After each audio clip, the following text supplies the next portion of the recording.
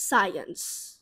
This video game might actually be good for your mental health. Tetris remains widely popular, and now research has suspected it may also have a healing effect on our traumatic memories. Tetris is one of the world's best selling video games, and even the subject of a recent film. But the beloved 1980s digital puzzle may also help improve your mental health. More specifically, psychologists are studying whether playing Tetris can help reduce the number of flashbacks or intrusive memories people have after a traumatic experience, such as sexual assault, a car accident, combat, a natural disaster, or a difficult childbirth. Most people, roughly 70%, have had some traumatic experience in their lives, but only a small fraction of the population, around 4%, will develop post traumatic stress disorder, PTSD, a diagnosable psychological issue with symptoms ranging from sleep disturbances to self destructive behaviors. But whether trauma leads to a full blown PTSD or not, painful memories can spring to mind without warning. Flashbacks are not only emotionally distressing, but they can also make it difficult to concentrate, which can lead to problems at work or school. These intrusive memories often popped up as a picture or a short movie in our mind's eye. Against this backdrop, British psychologist Emily Holmes wondered if she could reduce the number of flashbacks people had by giving their brains a competing image to focus on shortly after they experienced trauma. While their memories were still forming, the painful recollection would still exist. It just wouldn't intrude as often. The human mind isn't like a video camera. It doesn't just immediately record everything you've experienced, says Holmes, a psychology professor at Karolinska Institutet and Uppsala University in Sweden. It actually takes some time, possibly hours, before a memory gets solidified into mind. What we were interested in was, is there something we can do as the memory is still consolidating that would help it not become a flashback? A cognitive vaccine. Her team began testing an array of visual partial tasks that involved generating or manipulating images in the mind's eye, such as imagining a constellation or tapping out a complex pattern. One day, a student suggested they try a video game, and Tetris became the obvious answer. It involved colors, it involved space, because you're having to move blocks around to complete lines, and critically, it requires you to rotate the shapes in your mind's eyes. Holmes said, you really have to use your mental imaginary skills because you're trying to fit the blocks into the right place. They started to experiment with Tetris, first in the lab by showing participants a traumatic film, and later in the real world by meeting with people in hospital emergency departments who had just been in a car accidents. In both settings, people who played Tetris within hours of the accidents of the trauma experienced significantly fewer flashbacks over the course of the next week compared to those who didn't. 58% fewer in the film study and 62% fewer in the car accident study. Based on the promising results of this proactive, preventative approach, which Holmes describes as being like a cognitive vaccine. They next turn their attention to established memories.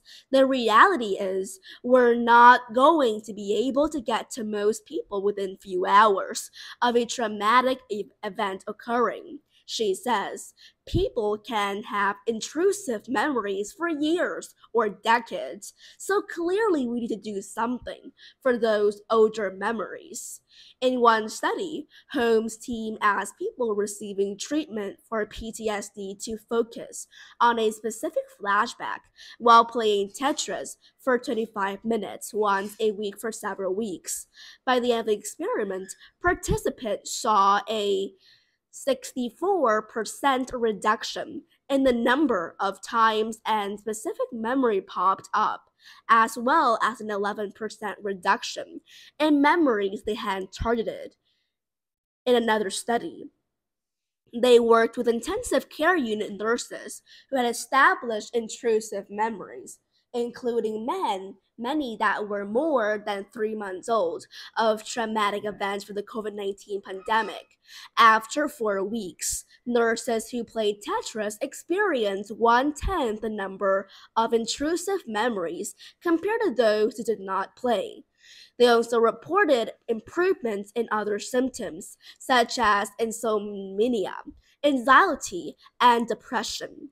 Overall, nurses who played Tetris saw a 73 to 78% reduction in flashbacks. As Holmes points out, there's probably nothing special about Tetris specifically. She suspects any task with high visual partial demands, like drawing, doing a jigsaw puzzle, or making mosaic, might achieve similar results. However, tasks that are very verbally distracting, like doing a crossword or reading, probably weren't working as well. Tetris as a coping tool.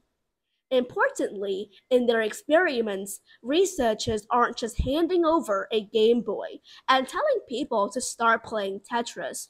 Rather, they first ask participants to call to mind a particularly bad piece of memory called a hotspot. Then, during gameplay, they instruct patients to mentally rotate the shapes called tetrominos in their mind's eye before they fall into the field of play. They also ensure participants play Tetris for a sufficient length of time, usually between 10 to 20 minutes. So far, all of their work has involved this procedure, which the researchers suspect is important to achieving results. Historically, intrusive memories of trauma are quite difficult to treat because they're stuck in your mind for a reason. Your brain's gone into red alert and is trying to keep you safe, says Holmes. They're just really tricky things to alter. So if you're just playing a game, it may help take your mind off things or reduce the stress, but it might not help stop the flashbacks from intruding in future. Still, playing Tetris on your own without following the research procedure likely won't hurt you, and it may even help you better. Canadian therapist Morgan Pomels recommends it to her clients as a coping tool for something feelings of anxiety or hyperarousal. She doesn't use terrorists during therapy sessions, but rather suggests this as a potential option for moments when distressing memories or mental images arise during daily life. It's one of the tools in the toolbox, she says. A lot of people find it to be really helpful, especially people who have a really visual element to some of the symptoms they experience. Turning Tetris and being able to really sink into that game, even just for a couple minutes, allow them to feel a little safer and it really quiets their minds. And when they resurface, they're in a calmer state and actually able to take stock of their surroundings.